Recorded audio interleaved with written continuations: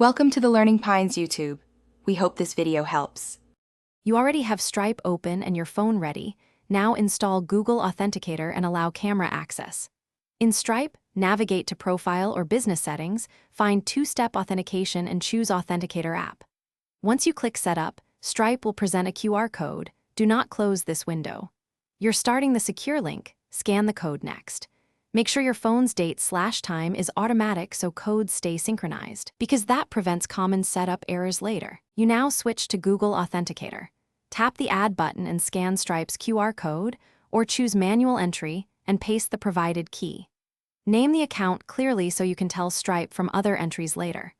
Authenticator shows a 6-digit code that refreshes every 30 seconds, so copy it into Stripe's verification field immediately.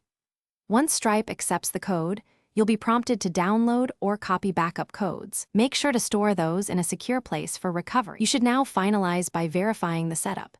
Save Stripe's backup codes and then sign out to test sign-in using Google Authenticator.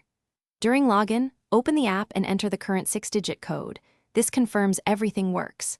Make sure backup codes are stored offline or in a password manager.